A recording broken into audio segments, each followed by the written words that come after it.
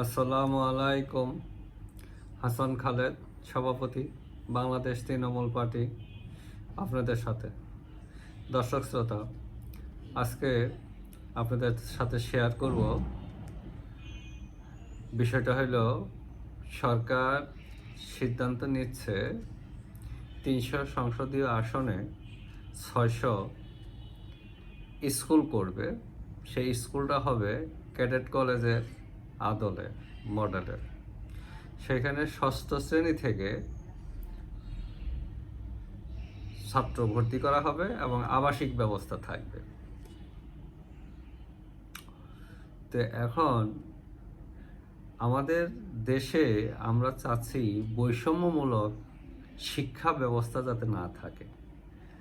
বৈষম্য বিরোধী একটা বড় আন্দোলন হয়ে গেল, তারপরেও যদি আমরা শিক্ষা ব্যবস্থায় সেই বৈষম্য ডেভেলপ করতে থাকি, গাঢ় করতে থাকি, তাহলে কি দাঁড়ালো? শিক্ষা ব্যবস্থায় যদি বৈষম্য থাকে, তাহলে তো আমরা জাতিকে ঐক্যবদ্ধ করতে পারবো না। আমাদের শিক্ষার মান বিলো আছে, এটা আমরা সবাই স্বীকার করি। সেটাকে আপগ্রেড করতে হবে। তো বিদ্যমান ব্যবস্থায় থেকে আপগ্রেড করতে হবে। একটা অংশকে আপগ্রেড করলে তো বেনিফিট পাওয়া যাবে না।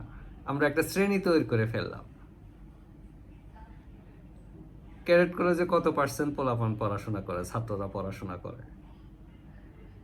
এই 600 স্কুলে কত পার্সেন্ট পোলাপান পড়াশোনা করবে? এদেরকে আমরা একটা শ্রেণীভুক্ত করে ফেললাম না? নিশ্চয়ই এই স্বল্প সংখ্যক ছাত্রছাত্রীরা সুবিধা বেশি পাবে। এই স্বল্প সংখ্যক ছাত্রছাত্রীরা কিন্তু সুবিধা বেশি পাবে।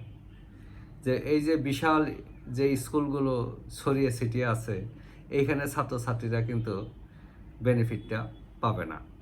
এই যে সরকার আরেকটা উদ্যোগ নিয়েছে যে তৃতীয় ভাষা আরেকটা শুরু করবে, ম্যান্ডারিন ভাষা, যেটা চাইনিজ ভাষা, সেটাকে নিয়ে আলোচনা বেশি হচ্ছে। তো এখন এই চাইনিজ ভাষা যদি এখনই শুরু করে, তাহলে গ্রাম বাংলার যে স্কুলগুলো আছে সেখানে কি এই সুবিধা পাওয়া যাবে? ওইখানে তো আমরা ইংরেজি শিখাইতে পারতেছি না।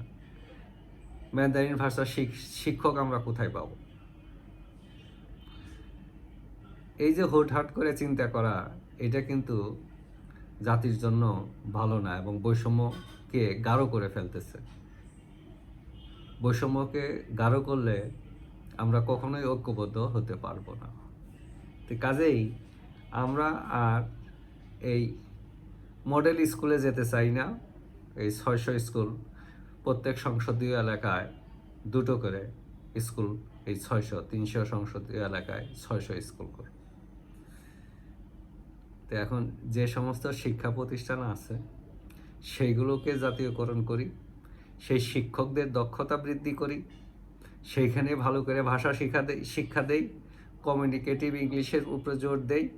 তারপরে তৃতীয় ভাষা ম্যান্ডারিন বলেন, জাপানিজ বলেন, যেটা হোক সেটা কলেজে গিয়ে হোক। কলেজে, স্কুল পর্যায়ে এতটা লোড দিলে হবে না। এখন আমাদের বাংলাদেশ তৃণমূল পার্টির বক্তব্য হইল, এমন কোনো ব্যবস্থা করা যাবে না যেটা বৈষম্যকে সম্প্রসারিত করে, বৈষম্যকে গাঢ় করে, গোষ্ঠী তৈরি হয়। কিছু করা যাবে না। আমার গ্রামের স্কুলটা থেকে আমি যে ছাত্র বের করব, ঢাকার স্কুল থেকেও যাতে একই ধরনের ছাত্র বের হয়, সেই ব্যবস্থাটা আমাদের করতে হবে। আমাদের তো স্কুল আছে, অনেক স্কুল আছে, ওই স্কুলগুলোকেই সংস্কার করি।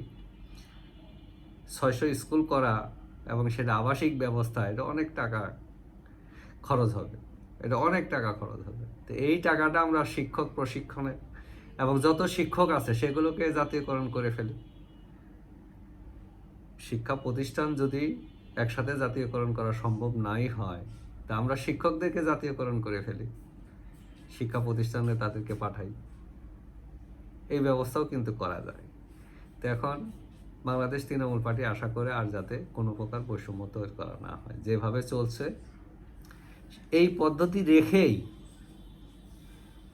দক্ষতা বৃদ্ধি করি, উচ্চমাত্রার শিক্ষা দেওয়ার ব্যবস্থা করি।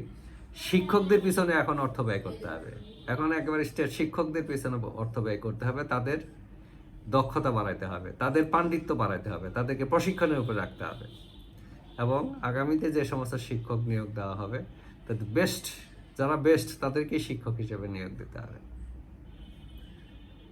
আর যাতে কোনো বৈষম্য না হয়, তো সরকারকে আমরা পরামর্শ দিব, আপনারা ওই মডেল স্কুলের যে 600 স্কুল করা পরিকল্পনা নিয়েছেন, পরিকল্পনা এখনই বন্ধ করে দেন, বিদ্যমান স্কুলগুলোকে সংস্কার করেন, যে যেখানে থাকি সুস্থ থাকি, নিরাপদ থাকি। ধন্যবাদ সবাই।